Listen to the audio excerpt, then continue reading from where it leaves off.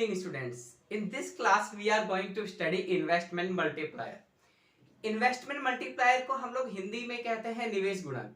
ये टॉपिक बहुत ही ज्यादा इजी है, इतना इजी है कि एक ही क्लास में कंप्लीट टॉपिक खत्म हो जाएगा और इसी क्लास में हम पिछले 10 साल के क्वेश्चन भी डिस्कस कर लेंगे जो सीबीएसई बोर्ड दिल्ली में आए थे।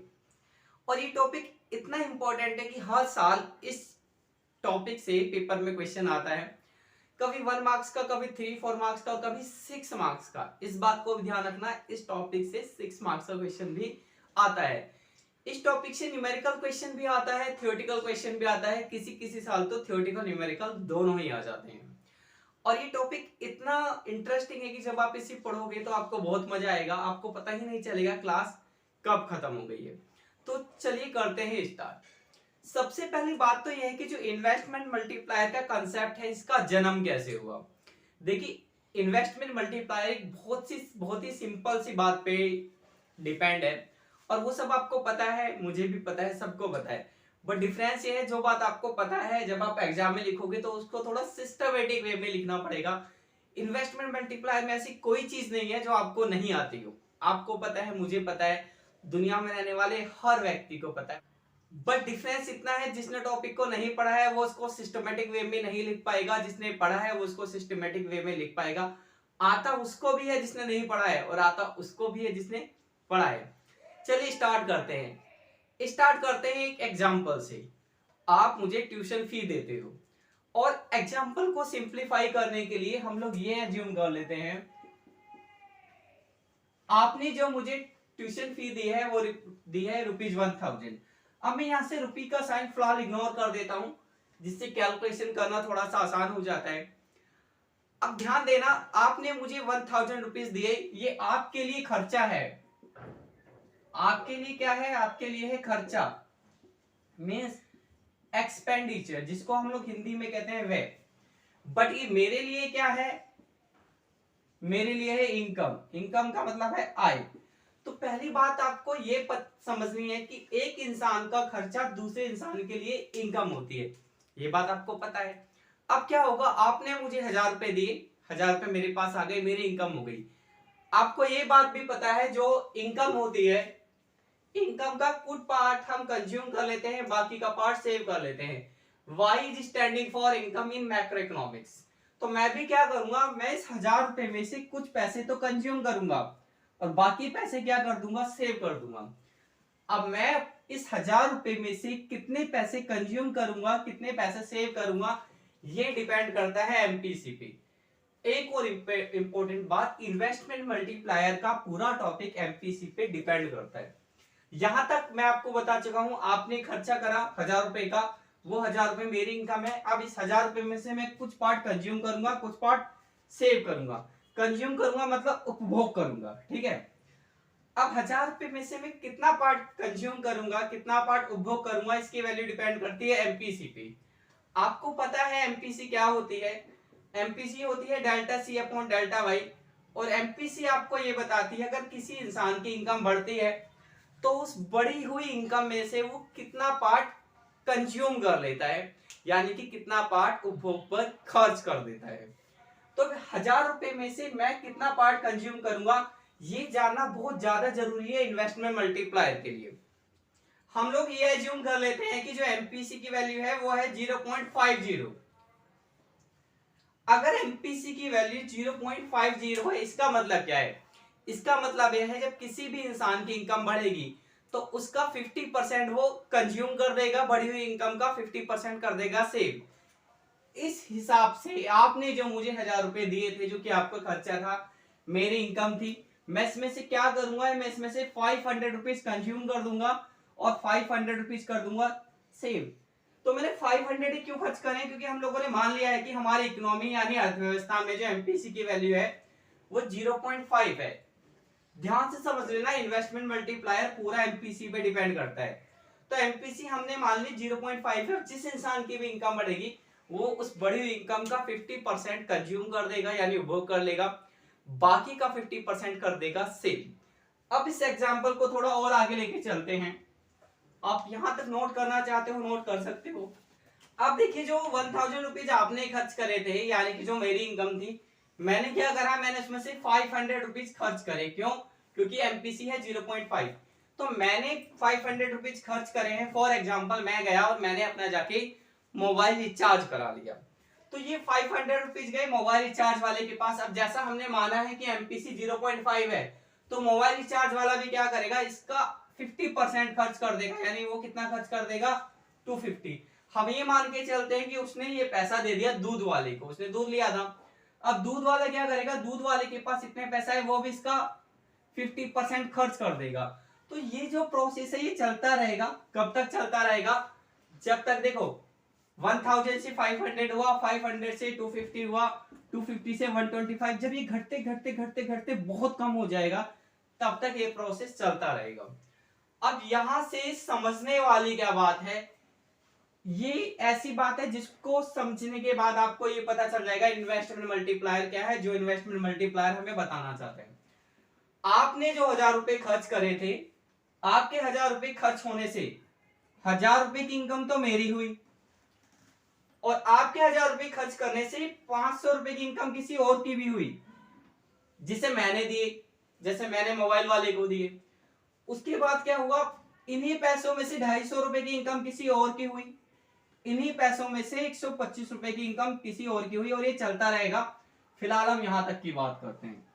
तो समझना ये है कि शुरू में 1000 रुपए के खर्चे हुए थे, बट 1000 रुपए के खर्चे होने से इनकम कितनी बढ़ी, इनकम अभी तक 4 लोगों की बन चुकी है। और टोटल इनकम की बात करें, 1000 रुपए मेरी, 500 की मोबाइल वाले की, 250 रुपए की दूध वाले की, और ऐसे 125 रुपए किसी और की। तो जो टोटल इनकम है वो अब तक हो चुकी है इतनी, 1875 रुपए। तो कंक्लूजन ये निकलता है कि अगर कोई 1000 रुपए खर्च करता है, तो कंट्री में 1000 रुपए खर्च होने से इनकम क्या होती है, इनकम बढ़ जाती है, लेकिन वो 1000 रुपए से नहीं बढ़ती, 1000 रुपए से ज्यादा से बढ़ती है। तो मल्टीप्लायर जो आपको बताता है वो यही बताता है कि जब इकोनॉमी में खर्चे होते हैं, तो जितना भी खर्चा होता है इनकम उससे ज्यादा होती है, इनकम उससे कई गुना होती है। अब इस एग्जाम्पल को हम थोड़ा फॉर्मल करते हैं, आप यहां तक नोट कर लीजिएगा। मैंने अभी खर्चे की बात करी है कि आपने 1000 रुपए की मुझे ट्यूशन फी दी।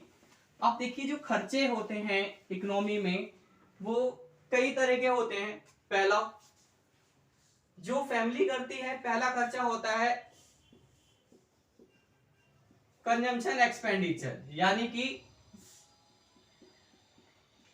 उपभोग है, जिसको हम सी लिखते हैं। दूसरा जो खर्चा होता है वो होता है आपका इन्वेस्टमेंट,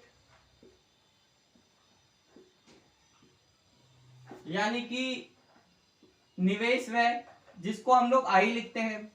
इसके बाद देखिए कंट्री के अंदर सरकार भी खर्च करती है, जिसको हम लोग बोलते हैं गवर्नमेंट एक्सपेंडिचर, यानी कि सरकारी व्यय, जिसको हम जी लिखते हैं। तो खर्चा 3 तरह का हो सकता है, सी हो सकता है, आई हो सकता है, जी हो सकता है। अब फिलहाल हम इन्वेस्टमेंट मल्टीप्लायर की बात कर रहे हैं, तो हम लोग ये मान के चलेंगे वो जो खर्चा हो रहा है वो खर्चा कौन सा है, इन्वेस्टमेंट एक्सपेंडिचर है, यानी कि निवेश व्यय। ठीक है, क्योंकि हमारा जो टॉपिक है, टॉपिक का नाम ही इन्वेस्टमेंट मल्टीप्लायर है, तो हम जिस खर्चे की बात करेंगे वो इन्वेस्टमेंट की करेंगे। मैंने आपको एग्जांपल ये दिया था कि आपने मुझे ट्यूशन फी दी। अब इस एग्जांपल को चेंज ऐसे कर लेते हैं कि एक बिजनेसमैन ने, एक इन्वेस्टर ने 1000 रुपीज का इन्वेस्टमेंट करा था। ठीक है, तो देखिए इन्वेस्टमेंट एक खर्चा है, तो अगर खर्चा यानी इन्वेस्टमेंट बढ़ा तो क्या होगा, इनकम भी बढ़ेगी। और इन्वेस्टमेंट बढ़ रहा है, इनकम भी बढ़ रही है, लेकिन आपको समझना क्या है, इनकम जो बढ़ी है वो इन्वेस्टमेंट से ज्यादा बढ़ी है। जैसे मैंने बताया था, आपने 1000 रुपए मुझे ट्यूशन फीस दिए, आपके 1000 रुपए ट्यूशन फीस देने से हम लोग 1875 रुपए तक की इनकम बढ़ा चुके हैं, मल्टीपल। अब होता है क्या है, जब इन्वेस्टमेंट बढ़ता है तो इनकम बढ़ती है, बट इनकम कितनी बढ़ती है, इन्वेस्टमेंट से ज्यादा बढ़ती है। ज्यादा का मतलब उससे कई गुना बढ़ती है, गुना को ही इंग्लिश में बोलते हैं मल्टीपल, यानी गुणक।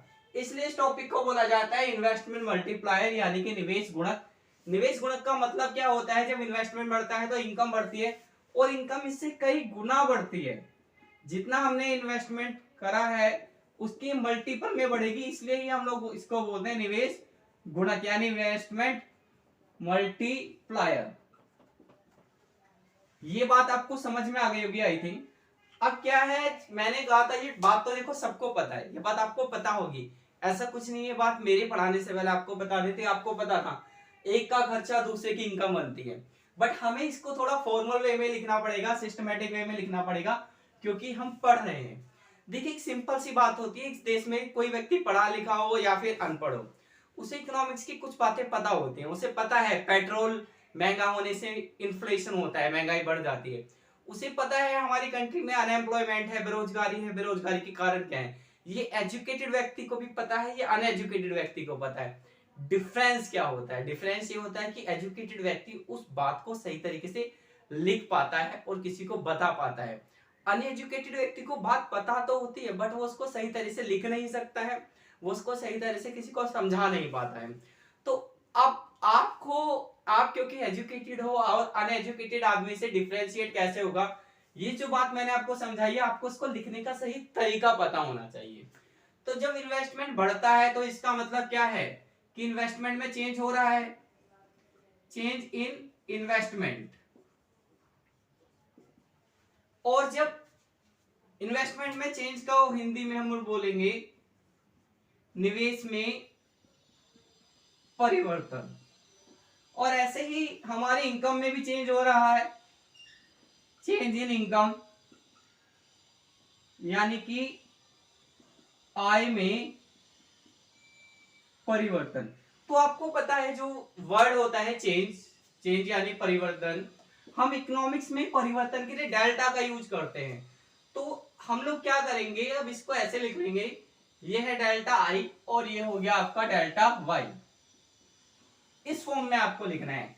तो ये यहां पर मैंने आपको ये समझाना चाहा है कि जब इन्वेस्टमेंट में चेंज होता है तो इनकम में भी चेंज होता है, बट इनकम में उससे कई गुना चेंज होता है, यानी उससे ज्यादा चेंज होता है। ये है इन्वेस्टमेंट मल्टीप्लायर, ठीक है। अब इन्वेस्टमेंट मल्टीप्लायर का मैंने कंसेप्ट तो बता दिया कि जब आप इन्वेस्टमेंट बढ़ाओगे तो इनकम बढ़ जाएगी और उससे कई गुना बढ़ेगी। अब बात है इसको पेपर में कैसे लिखना है। तो सबसे पहले हम लोग क्या करेंगे, इसको समझेंगे कि इसको फॉर्मूले की फॉर्म में कैसे लिखते हैं। आप इसे नोट कर लीजिएगा।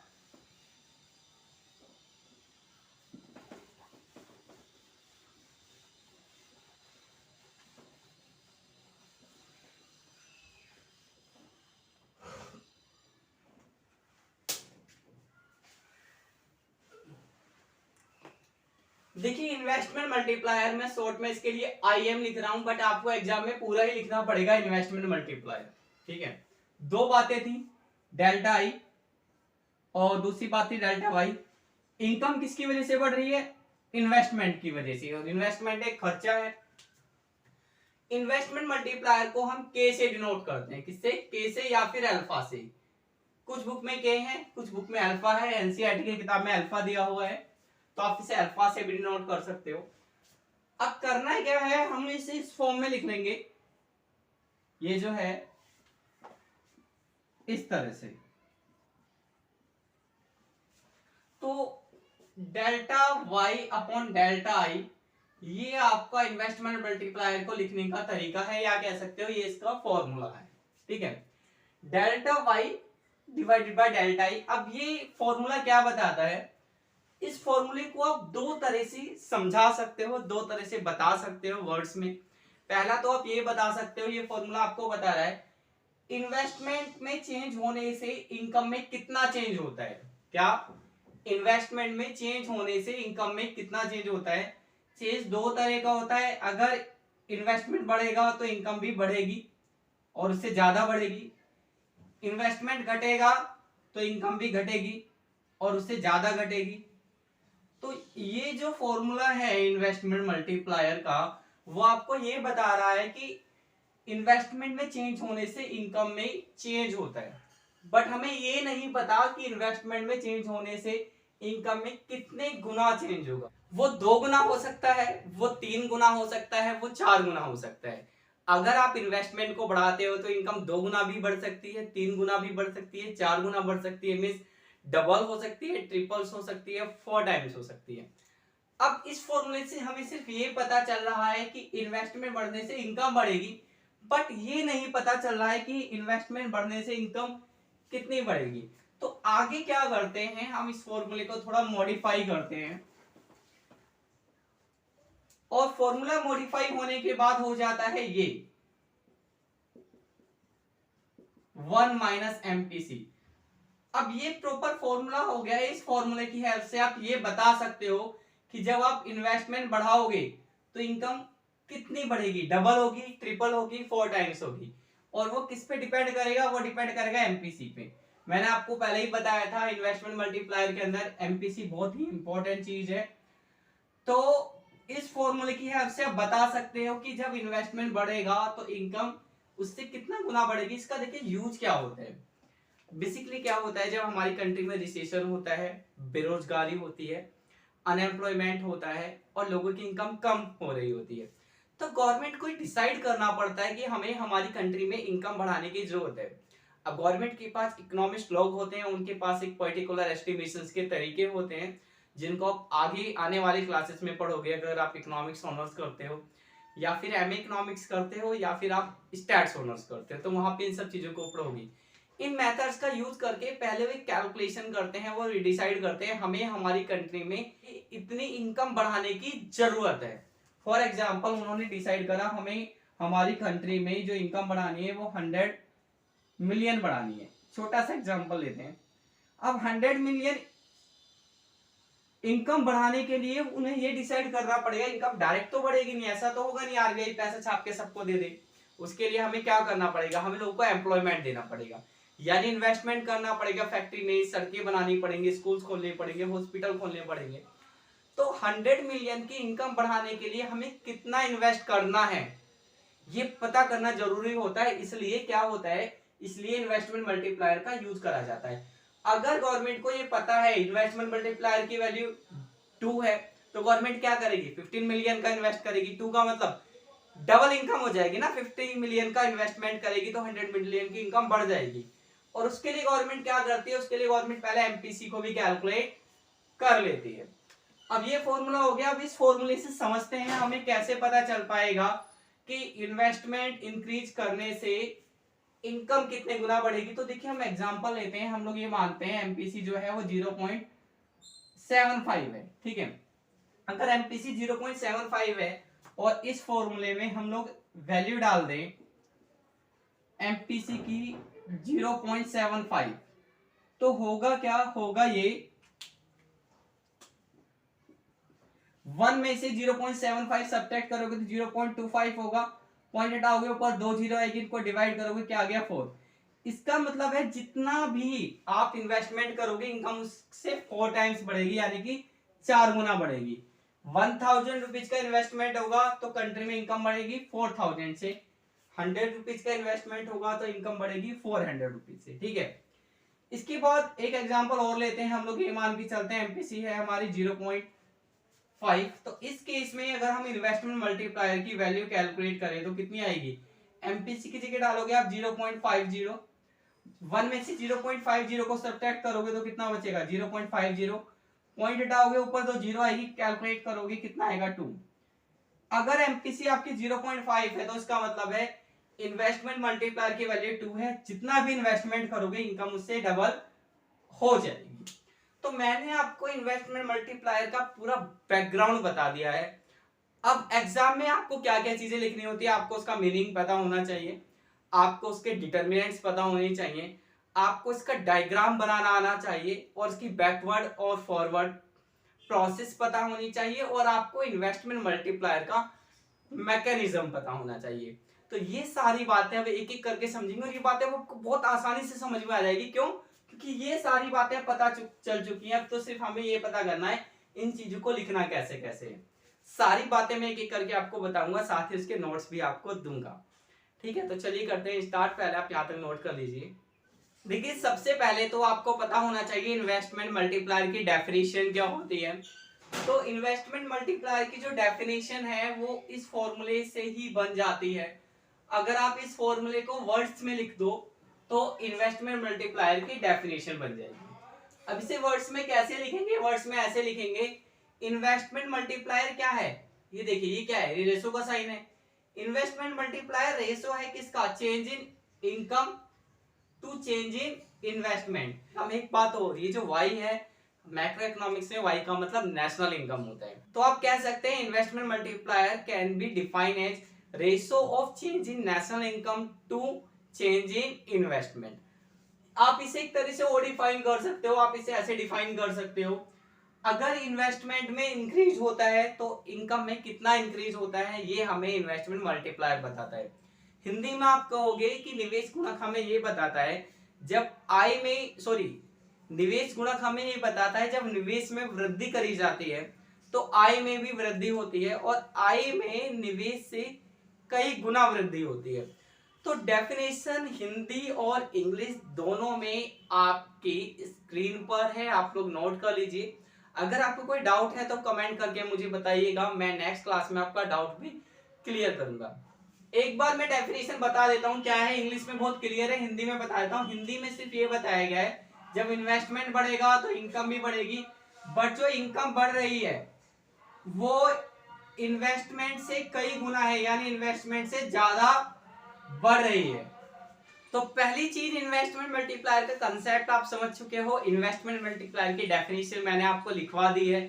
अब हम बात करते हैं इन्वेस्टमेंट मल्टीप्लायर के फॉर्मूले की। तो देखिए इन्वेस्टमेंट मल्टीप्लायर के दो फॉर्मूले होते हैं, delta Y upon delta I 1 minus MPC. पहला फॉर्मूला ये होता है, अगर आपको क्वेश्चन में एमपीसी नहीं दिया, आपको एमपीएस दिया है तो फिर फॉर्मूला ये होता है। ये दो फॉर्मूले हैं इन्वेस्टमेंट मल्टीप्लायर के, इनको आप नोट कर लीजिए। अब हम बात करते हैं इन्वेस्टमेंट मल्टीप्लायर की वैल्यू किस किस चीज पे डिपेंड करती है। इसे हम लोग बोलेंगे डिटरमिनेंट ऑफ इन्वेस्टमेंट मल्टीप्लायर, या फिर निवेश गुणक के निर्धारक तत्व। निर्धारक तत्व को हम लोग हिंदी में प्रभावित करने वाले कारण भी कहते हैं। देखिए ये है आपका इन्वेस्टमेंट मल्टीप्लायर,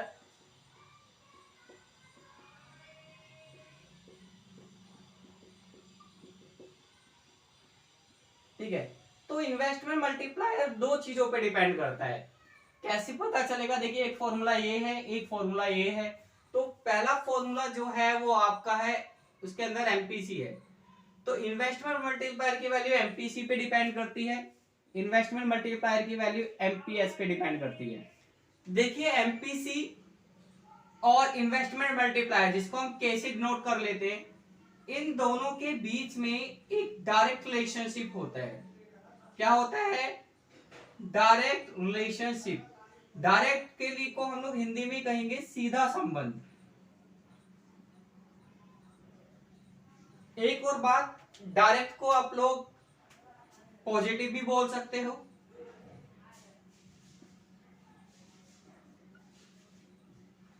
अब इसका मतलब क्या है कि एमपीसी और इन्वेस्टमेंट मल्टीप्लायर के बीच में डायरेक्ट रिलेशनशिप है। इसका मतलब ये होता है कि अगर एमपीसी बढ़ती है तो इन्वेस्टमेंट मल्टीप्लायर की वैल्यू भी बढ़ जाएगी। इसका क्या मतलब है, इसका मतलब है अगर एमपीसी की वैल्यू बढ़ती है तो इन्वेस्टमेंट मल्टीप्लायर की वैल्यू भी बढ़ जाएगी।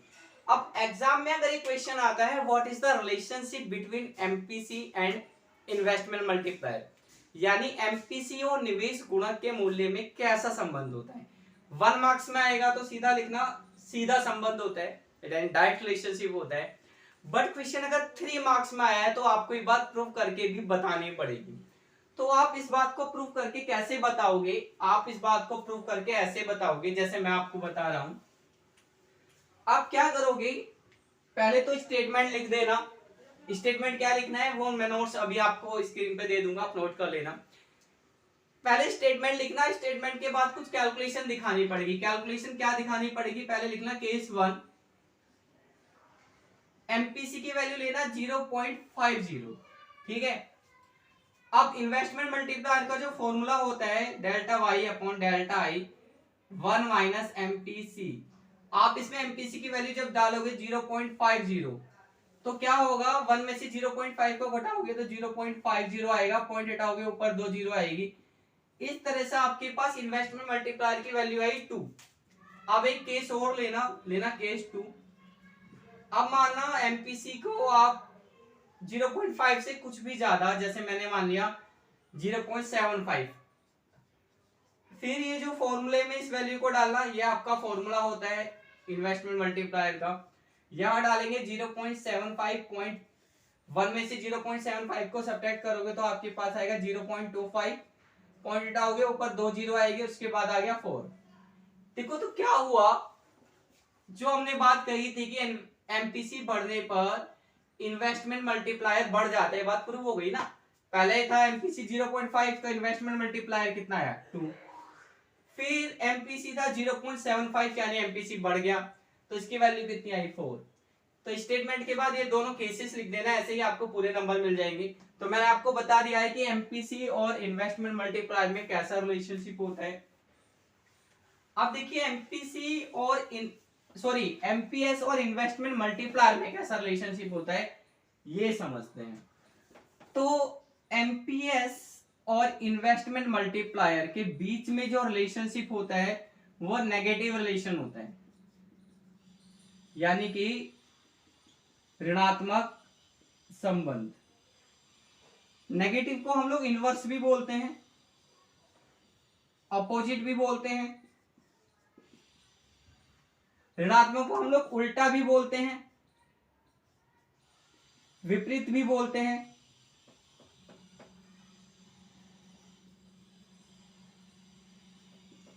अप्रत्यक्ष भी बोलते हैं और इंग्लिश में इनडायरेक्ट भी बोलते हैं। अब इसका मतलब क्या है, इसका मतलब है अगर एमपीसी की वैल्यू बढ़ जाती है तो इन्वेस्टमेंट मल्टीप्लायर की वैल्यू घट जाएगी। इसमें भी क्या करना है, हमें दो केस लेने हैं। जैसे पहला केस हम लोगों ने ले लिया, let MPS is equal to 0.50। अब जब आप एमपीएस को लोगे तो आपको ये वाला फॉर्मूला लगाना है इन्वेस्टमेंट मल्टीप्लायर का, ये। तो एमपीएस की वैल्यू क्या है 0.50, पॉइंट हटाओ ऊपर 2 जीरो आ गई, कैंसिल करो आ गया 2। उसके बाद केस 2, एमपीएस की वैल्यू ले लेते हैं हम लोग 0.75, ठीक है। अगर एमपीएस की वैल्यू 0.75 लेंगे तो इन्वेस्टमेंट मल्टीप्लायर का जो फॉर्मूला है वो ये वाला लगेगा, क्योंकि एमपीएस जब गिवन होता है तो ये वाला फॉर्मूला लगता है। तो इस हिसाब से 1 upon MPS is equal to 0.75, point हटाओगे ऊपर 2 जीरो आएगी तो ये आपके पास हो गया ये 100 और ये 75, 25 के टेबल से आप इसे डिवाइड कर लो तो ये आपके पास आएगा, ये इसको डिवाइड कर लो तो आपके पास ये आ गया। अब देखिए यहां से साफ पता चल रहा है एमपीएस की वैल्यू पहले 0.75 थी, अब एमपीएस की वैल्यू बढ़ गई। तो इन्वेस्टमेंट मल्टीप्लायर की वैल्यू पहले 2 थी, अब इन्वेस्टमेंट मल्टीप्लायर की वैल्यू हो गई 1.33। तो एमपीएस के बढ़ने पे इन्वेस्टमेंट मल्टीप्लायर की वैल्यू घट जाती है। तो दो डिटरमिनेंट होते हैं इन्वेस्टमेंट मल्टीप्लायर के। अब एग्जाम में कैसे लिखना है उसके भी आप नोट्स आपके स्क्रीन पे देख लीजिएगा, पहले इंग्लिश में है फिर हिंदी में है।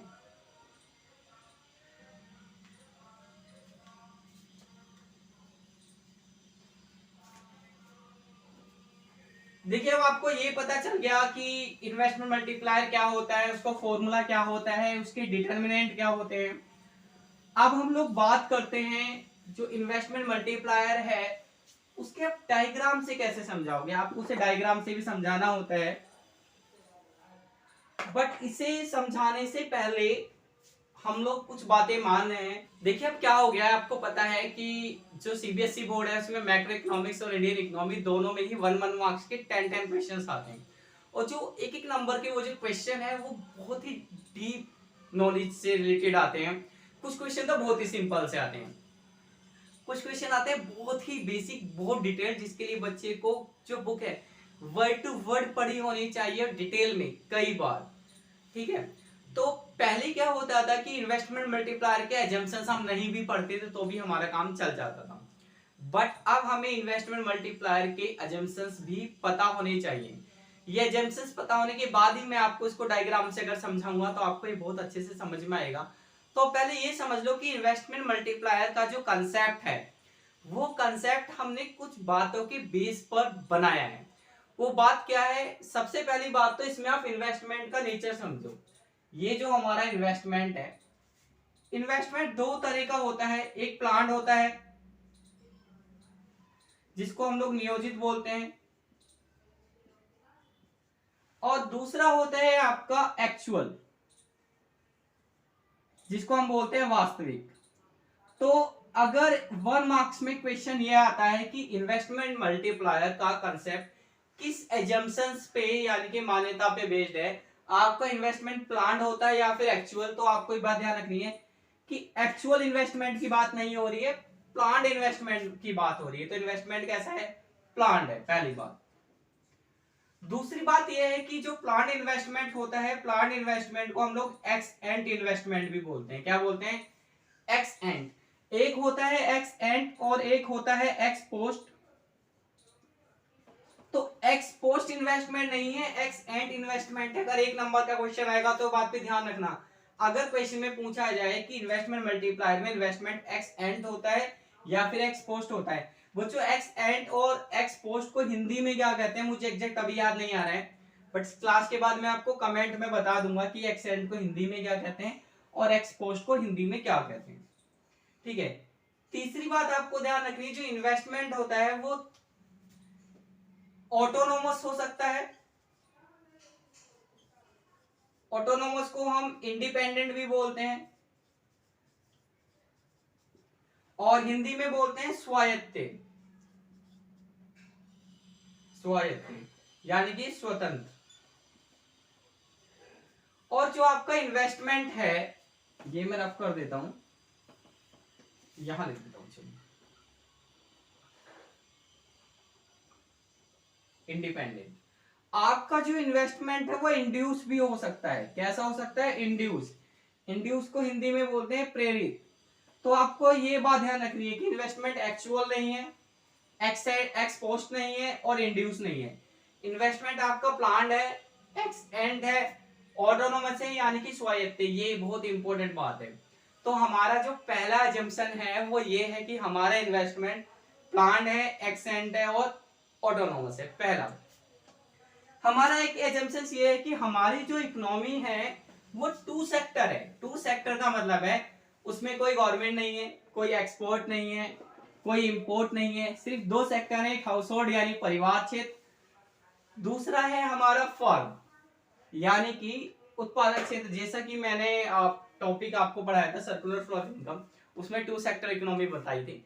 तो जो इकोनॉमी है वो 2 सेक्टर है। 2 बातें हम लोगों ने मानी, ये सारी बातें मैं आपको लिखित में भी दूंगा, यहाँ पे नोट्स दे दूंगा, आप नोट कर लेना। एक और बात भाई, आप लोग 12th क्लास में हो सीबीएसई बोर्ड में, 12th क्लास सबसे इंपॉर्टेंट होती है। अगर आपके अच्छे मार्क्स नहीं आते हैं तो कॉलेज में एडमिशन नहीं होगा। हर पढ़ने वाले बच्चे का एक सपना होता है, सबका तो नहीं कहूंगा पर 90.99% बच्चों का सपना होता है कि वो एक दिन कॉलेज जाएंगे। अगर आपके मार्क्स अच्छे नहीं आए तो आपके लिए कॉलेज जाना मुश्किल हो जाएगा। कॉलेज का मतलब ये नहीं है कि आप गाजियाबाद के किसी प्राइवेट कॉलेज में जाके पढ़ रहे हो।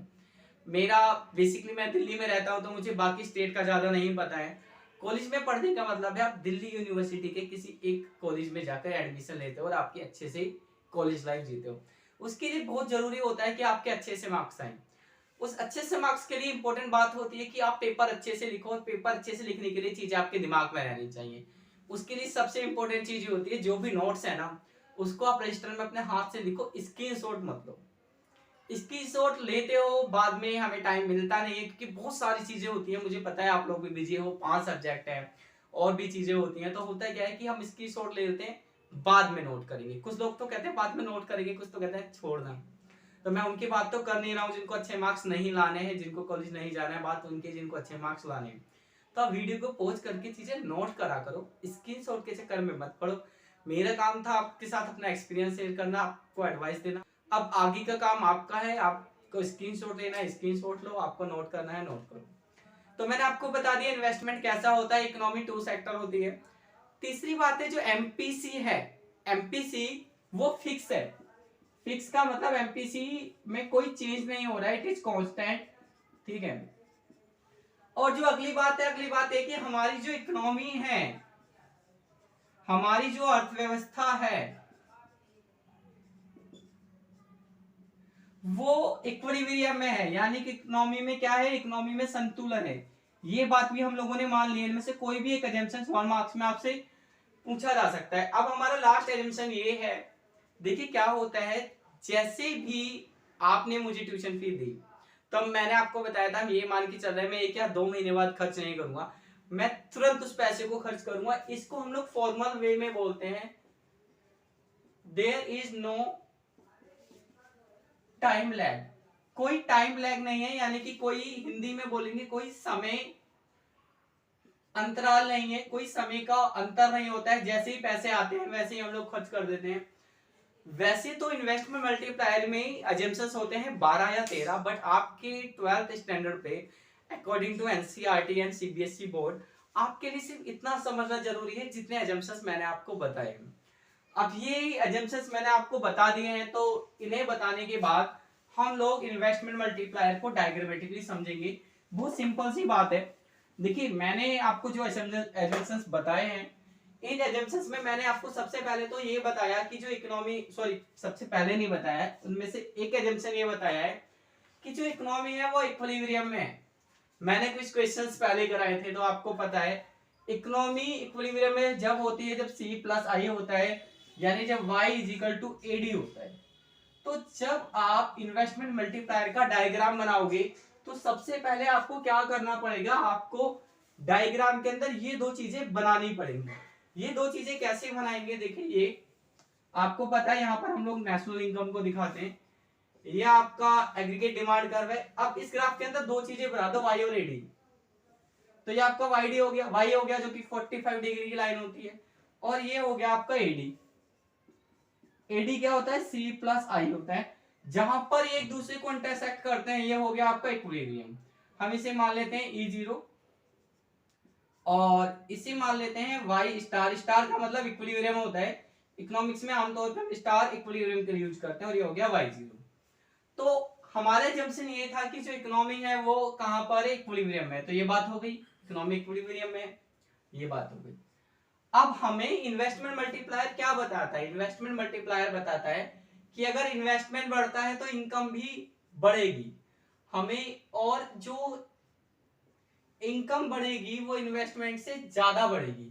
हमें ये बात डायग्राम की हेल्प से प्रूव करनी होगी। तो डायग्राम की हेल्प से हम लोग कैसे प्रूव करेंगे, सबसे पहले तो हम लोग डायग्राम में दिखाएंगे कि इन्वेस्टमेंट बढ़ गया। तो जब डायग्राम में आप इन्वेस्टमेंट को बढ़ा हुआ दिखाओगे, एक और बात, हमने माना था इन्वेस्टमेंट ऑटोनोमस है, तो इसके ऊपर मैं इसलिए बार लगा ले रहा हूं, बार का मतलब ऑटोनोमस, ठीक है। तो जब आपका इन्वेस्टमेंट बढ़ेगा तो होगा क्या, ये जो आपका एडी कर्व है इसको एडी 0 मान लेते हैं और इसको मान लेते हैं I0। तो जब आपका इन्वेस्टमेंट बढ़ेगा तो आपका एडी कर्व किधर शिफ्ट होगा, ऊपर की तरफ। क्यों, क्योंकि इन्वेस्टमेंट बढ़ने से आपका जो एडी है वो बढ़ जाएगा, बढ़ने का मतलब वो ऊपर की तरफ शिफ्ट हो जाएगा। तो जब हम ऊपर की तरफ शिफ्ट करेंगे, एग्जाम में आप ध्यान रखना डायग्राम पेंसिल से बनाना है, नए वाले डायग्राम को आप डॉट करके बनाओगे। तो आपका नया वाला एडी हो गया आपका AD1, और ये है आपका C, और ये जो आपका इन्वेस्टमेंट था इसको हमने मान लिया है I1, और हम ये मान लेते हैं ब्रैकेट में लिख देते हैं I इंक्रीज हो गया, ठीक है। तो देखना पहले इक्विलिब्रियम कहां पर होता है, जहां Y is equal to AD हो। तो पहला इक्विलिब्रियम था आपका यहाँ, अब नया इक्विलिब्रियम आएगा आपका यहाँ, क्योंकि अब AD और Y यहाँ पर इंटरसेक्ट कर रहे हैं, ये पॉइंट हो गया आपका E1। तो इसके अकॉर्डिंग अब हमारी नेशनल इनकम जो है वो Y*1 हो गई। तो पहले इनकम, नेशनल इनकम इतनी थी, अब यहां से बढ़कर यहां हो गई। अब देखो इस डायग्राम में क्या प्रूव होता है, आपका ईडी पहले यहां था, यहां पर आ गया। तो ये जो शिफ्ट हुआ है किसकी वजह से हुआ है, ये है आपका इन्वेस्टमेंट की वजह से, ये डेल्टा आई है, ये है आपका इन्वेस्टमेंट में होने वाला चेंज यानी इंक्रीज। तो इन्वेस्टमेंट तो आपका यहां से यहां तक बढ़ा, इनकम आपकी यहां से यहां तक बढ़ी, तो ये क्या है, यह है आपका वाई में होने वाला चेंज। तो इस डायग्राम में बिल्कुल क्लियर हो जाता है, क्या क्लियर हो गया है कि हमारा जो डेल्टा वाई है वो ज्यादा है किससे, डेल्टा आई से। तो ये इन्वेस्टमेंट मल्टीप्लायर का डायग्रामेटिक रिप्रेजेंटेशन था। एक और बात, यहां पर हम लोगों ने क्या बताया है, हम लोगों ने बताया इन्वेस्टमेंट बढ़ने से इनकम बढ़ गई। तो जो डायग्राम में हम लोग ये बताते हैं कि इन्वेस्टमेंट बढ़ने से इनकम बढ़ जाती है और इन्वेस्टमेंट से ज्यादा बढ़ती है, तो इसको हम लोग बोलते हैं forward process of investment multiplier, और हिंदी में हम लोग इसे बोलते हैं निवेश गुणक की अनुकूल प्रक्रिया। जब इन्वेस्टमेंट बढ़ने से आपकी इनकम बढ़ जाती है, और इसको डायग्राम से दिखाते हैं। डायग्राम से आप दूसरा केस भी दिखा सकते हो, आप डायग्राम से ये भी दिखा सकते हो कि अगर इन्वेस्टमेंट घटता है तो इनकम क्या होगी, घट जाएगी।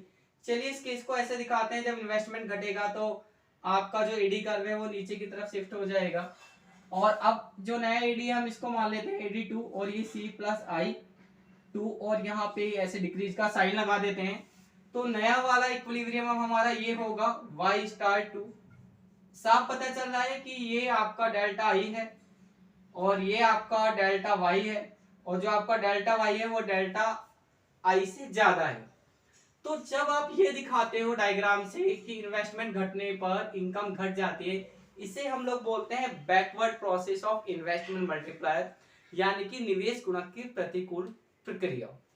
तो इन्वेस्टमेंट मल्टीप्लायर का पूरा टॉपिक खत्म हो गया है। अब इन्वेस्टमेंट मल्टीप्लायर में सिर्फ एक बात बचती है, वो है मैकेनिज्म ऑफ इन्वेस्टमेंट मल्टीप्लायर। पहले आप इसको यहां तक नोट कर लीजिए। अब बात करते हैं कि इसके नोट्स क्या है, आपको एग्जाम में कैसे लिखना है। तो इसके नोट्स में हिंदी इंग्लिश दोनों में देता हूं, स्क्रीन पे आप लोग नोट कर लीजिएगा, आपकी मर्जी है, स्क्रीनशॉट ले लीजिएगा। तो इंग्लिश में नोट्स ये रहे और हिंदी में नोट्स ये रहे।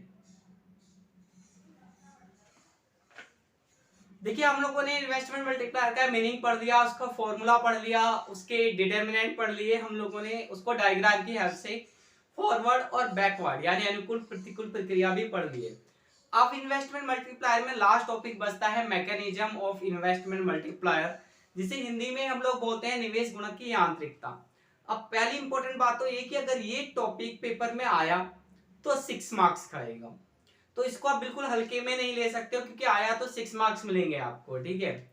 तो इसको ध्यान से समझते हैं। वैसे ध्यान से समझने की बहुत ज्यादा जरूरत नहीं है, जिसने ये सारा ध्यान से समझ लिया है। देखो एक बात और बहुत इंपॉर्टेंट टॉपिक है, तो आप इस क्लास को एक से ज्यादा बार देखिएगा, 2 बार देख लीजिएगा। पहली बार में किसी को भी पूरी अच्छे से चीजें नहीं आती है, दुनिया का कोई भी काम है, हमें उस काम की लगातार प्रैक्टिस करनी पड़ती है। तो इस वीडियो को आपको अगर एक बार में समझ में नहीं आती है चीजें, तो एक से ज्यादा बार देखना। अगर समझ में आ गई है तो भी आपको प्रैक्टिस की जरूरत तो पड़ेगी, तो उसको एक ना एक बार फिर दोबारा रिवाइज कर लीजिएगा, ठीक है।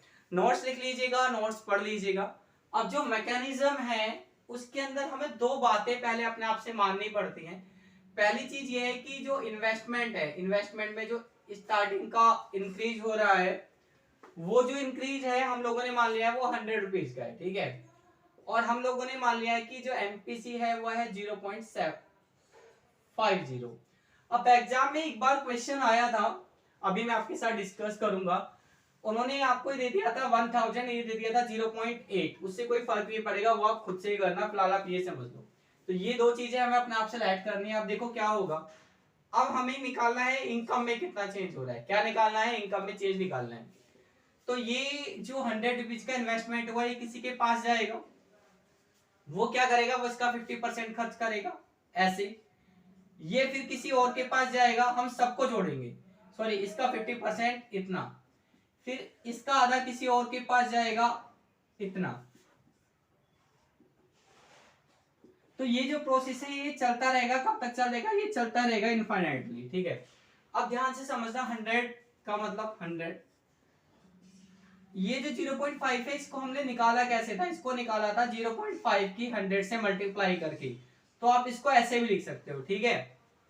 यहाँ पे थोड़ा सा ध्यान से समझना, जिन बच्चों के पास मैथमेटिक्स है, जो कॉमर्स के स्टूडेंट्स हैं विद मैथ, उनको बहुत अच्छे से समझ में आ जाएगा। जिनके पास मैथ नहीं है वो थोड़ा ध्यान से समझना कि हम लोग 50 को ऐसे भी लिख सकते हैं, और जो 25 है उसको ऐसे लिख सकते हैं 0.50 इंटू 100। तो देखो होगा क्या, ये 100 पहले भी था, ये 100 उसके बाद भी, ये 100 उसके बाद भी है।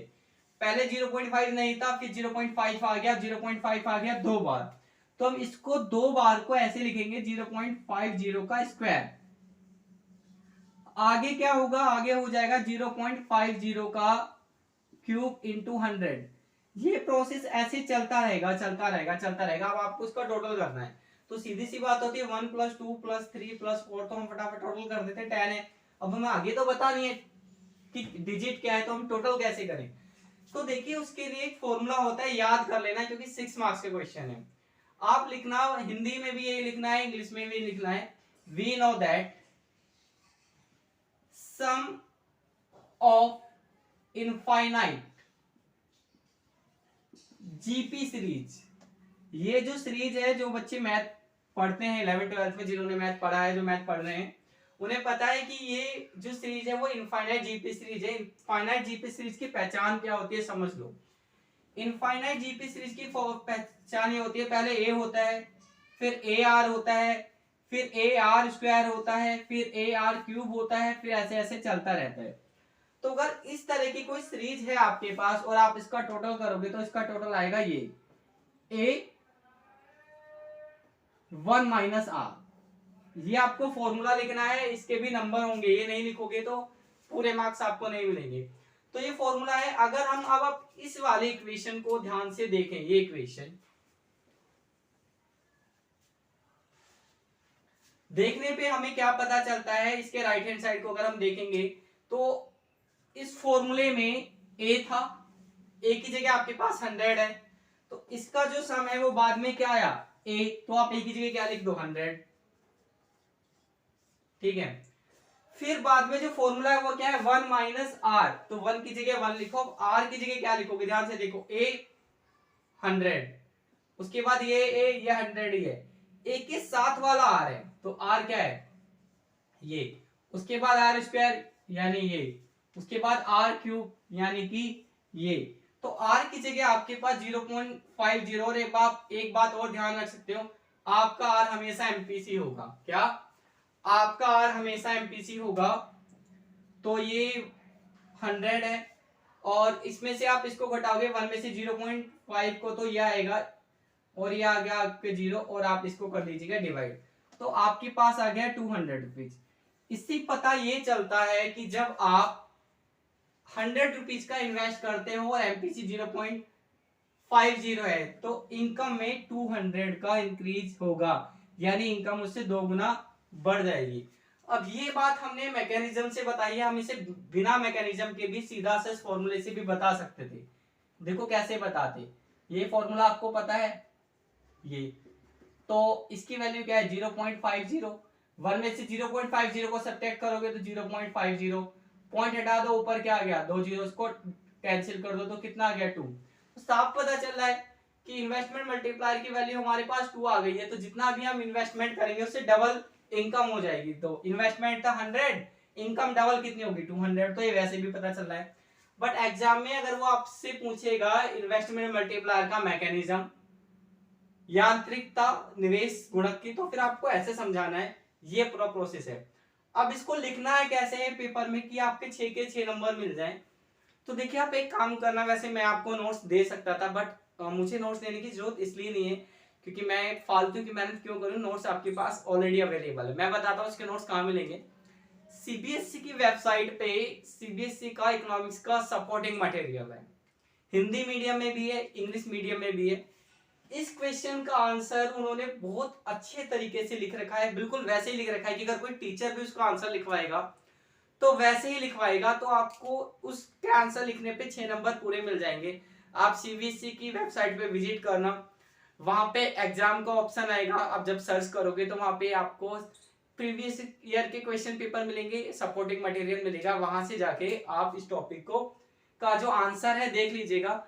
सपोर्टिंग मटेरियल में यूनिट है मैक्रो इकोनॉमिक्स का 3rd, determinants of equilibrium level of income, Hindi में है आय के संतुलन स्तर का निर्धारण। तो वहां से ये क्वेश्चन ढूंढ लेना, 6 नंबर के क्वेश्चंस में होगा, इसका आंसर मिल जाएगा, समझा मैंने आपको दिया है, ठीक है। एक और बात, ये जो कैलकुलेशन हमने दिखाई है इसको टेबल से भी लिख सकते हैं, टेबल आपकी बुक में है, टेबल देख लेना, आपको देख के समझ में आ जाएगी, नहीं समझ में आएगा तो मुझे कमेंट कर देना, मैं टेबल भी आपको समझा दूंगा, ठीक है।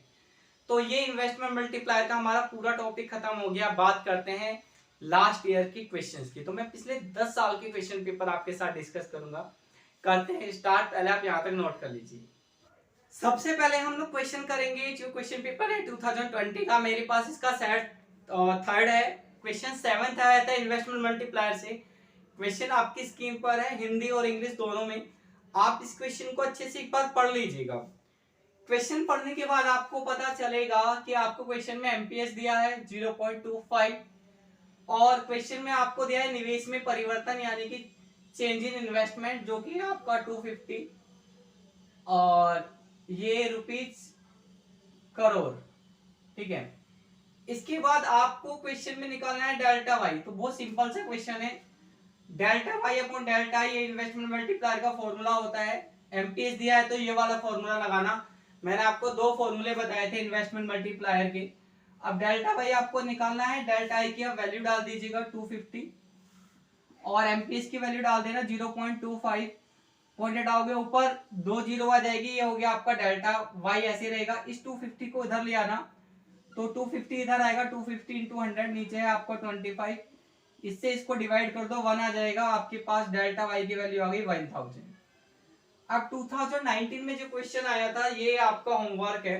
आप सीबीएसई की वेबसाइट पे 2019 का क्वेश्चन पेपर डाउनलोड करना, वहां से इन्वेस्टमेंट मल्टीप्लायर का क्वेश्चन देखना करना। नहीं होता है तो मुझे कमेंट करके बताना, फिर मैं आपको करा दूंगा, ठीक है। 2018 की बात करते हैं, 2018 में कौन सा क्वेश्चन आया था। देखिए 2018 में ये मेरे पास जो सेट है ये है सेट 2 और क्वेश्चन नंबर 17 आया था 3 मार्क्स का क्वेश्चन। हिंदी इंग्लिश दोनों में आपकी स्क्रीन पे है। तो आप क्वेश्चन को देखोगे तो क्वेश्चन में दो चीजें पूछी हैं। पहले आपसे पूछा है इन्वेस्टमेंट मल्टीप्लायर की डेफिनेशन, मैंने लिखवा दी थी, दे देना।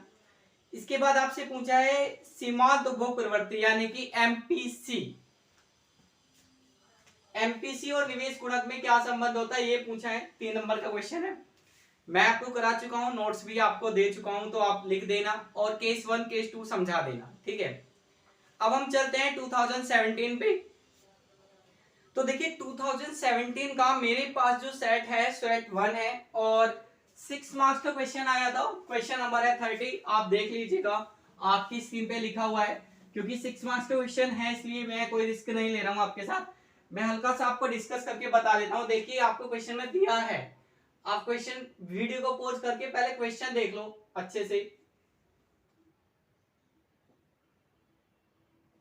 तो आप क्वेश्चन देखोगे तो आपको पता है डेल्टा आई दिया है और आपको दिया है एमपीसी 0.9। तो आपको क्या करना है, आपको लिखना है डेल्टा वाई। देखिए मैंने आपको बताया था क्या करना है, सबसे पहले लिखना 1000, 1000 के बाद क्या करना है 0.9 इंटू 1000, उसके बाद 0.9 का स्क्वायर इंटू 1000, उसके बाद 0.9 का क्यूब इंटू 1000। इस स्टेप से लिखना है आपको, ठीक है। वो पहले वाला स्टेप नहीं लिखोगे तो भी चल जाएगा। उसके बाद फॉर्मूला लिख देना जीपी सीरीज का, जो मैं आपको बता चुका हूं। उसके बाद क्या करना है, देखिए जीपी सीरीज का जो फॉर्मूला था वो ये था a plus a r square plus dot dot dot plus a equal to है a 1 माइनस आर, ये फॉर्मूला है। इस फॉर्मूले के हिसाब से अगर आप देखोगे तो a क्या है आपका, a है 1000। r मैंने आपको बता दिया था, r हमेशा एमपीसी होता है, तो r की जगह डालोगे 0.9। यहां से 1 में से 0.9 को सब्ट्रैक्ट करोगे तो 0.1 बचेगा। पॉइंट हटाओगे तो ऊपर एक जीरो आ जाएगी, ऊपर बचा आपके पास 10,000, नीचे 1, नीचे 1 का कोई मतलब होता नहीं है। तो ये आपकी आ गई है इनकम। यहां से पता चलता है कि अगर हम 1000 रुपए का इन्वेस्टमेंट करेंगे तो जो इनकम बढ़ेगी वो बढ़ेगी 10,000 रुपए से। इस हिसाब से हमारा जो इन्वेस्टमेंट मल्टीप्लायर उसकी वैल्यू क्या है 10 है। कितनी है 10, क्योंकि 1000 रुपए इन्वेस्टमेंट करने से अगर इनकम 10,000 रुपए बढ़ रही है तो 10 गुना बढ़ रही है। तो ये आ गया। टेबल कैसे बनानी है बता दिया, आंसर कहां मिलेगा मैंने बता दिया था। तो ये 17 का क्वेश्चन हो गया है। आप बात करते हैं 2016 में क्या क्वेश्चन आया था। तो 2016 का मेरे पास है सेट 1। देखिए 2016 में क्वेश्चन नंबर 23 आया था और क्वेश्चन आपकी स्क्रीन पर है, आप क्वेश्चन पढ़ लेना। आपको करना कुछ नहीं होता है, आपको क्वेश्चन पढ़ के ना सबसे पहले ये देखना होता है क्या क्या चीजें दी हैं। तो इसमें आपको दिया है डेल्टा आई 300 करोड़, करोड़ का साइन में नहीं लगा रहा हूं। उसके बाद सीमांत उपभोग प्रवृत्ति यानी कि एमपीसी आपको दिया है 2/3 और आपको डेल्टा वाई की वैल्यू निकालनी। 3 नंबर का क्वेश्चन है, फ्री के नंबर है। तो फॉर्मूला लगाना delta Y upon delta I 1 minus MPC लिखना, क्योंकि आपको एमपीसी दिया है क्वेश्चन में।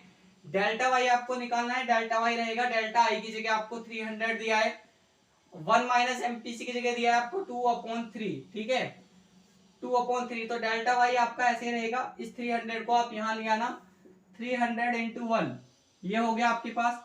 अब यहाँ पे आप एलसीएम ले लीजिएगा, ये हो जाएगा 3 माइनस 2/3, देख लो भाई, ठीक है। उसके बाद ये 300 आपके पास बचा 1/3, इज इक्वल टू 300, ये 3 ऊपर जाएगा मल्टीप्लाई हो जाएगी, तो ये आ गया आपका 900। 3 नंबर आपके पक्के। ये क्वेश्चन 2020 में लगभग ऐसा क्वेश्चन 1 नंबर का पूछा है, पर 2016 में क्वेश्चन पूछा है आपसे, अगर आप देखोगे तो 3 नंबर का, 3 नंबर बिल्कुल फ्री के थे। इस क्वेश्चन का आंसर सॉल्यूशन को नोट कर लो। बिल्कुल ऐसे ही लिखना है आपको एग्जाम में, कोई स्टेप एक्स्ट्रा नहीं देना है, कुछ स्टेटमेंट नहीं लिखना है, इसी पे आपको पूरे नंबर मिल जाएंगे। ये अब हम चलते हैं क्वेश्चन 2015 के पेपर पे। 2015 का जो मेरे पास सेट है वो सेट है 1। देखिए 2015 में इन्वेस्टमेंट मल्टीप्लायर से जो मेरे पास सेट है 1, उसमें कोई क्वेश्चन नहीं आया था, इसलिए हम लोग 2014 पे चलते हैं। मेरे पास जो है वो है सेट आपका सेकंड सेट है मेरे पास। अब इसमें देखते हैं इन्वेस्टमेंट मल्टीप्लायर का क्या क्वेश्चन आपसे पूछा गया है। इस साल भी इन्वेस्टमेंट मल्टीप्लायर का क्वेश्चन नहीं आया, यानी कि 2014 में भी इन्वेस्टमेंट मल्टीप्लायर का क्वेश्चन नहीं आया और 2015 में भी इन्वेस्टमेंट मल्टीप्लायर का क्वेश्चन नहीं आया था। अब 2013 पे चलते हैं, मेरे पास है सेकंड सेट और 2013 में भी मेरे पास जो सेट है उससे क्वेश्चन नहीं आया था। हम 2012 पे चलते हैं, मेरे पास है शायद थर्ड। और देखिए इस साल भी इन्वेस्टमेंट मल्टीप्लायर का क्वेश्चन नहीं आया था। तो यहाँ पे नोटिस करने वाली बात यह है कि 2020, 2019, 2018, 2017 और 2016 तक इन्वेस्टमेंट मल्टीप्लायर के क्वेश्चन रिपीट हो रहे हैं।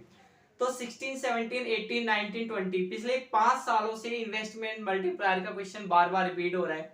और देखिए हम 12 एक बार करते हैं तो हम चांस तो ले नहीं सकते हैं कि आएगा या नहीं आएगा। आपको इस टॉपिक को अच्छे से तैयार कर लेना, किस किस तरह के क्वेश्चंस आए हुए हैं पिछले 10 साल में मैंने आपके साथ डिस्कस कर लिया है। मिलते हैं नेक्स्ट क्लास में किसी और टॉपिक के साथ। Till then good bye, take care.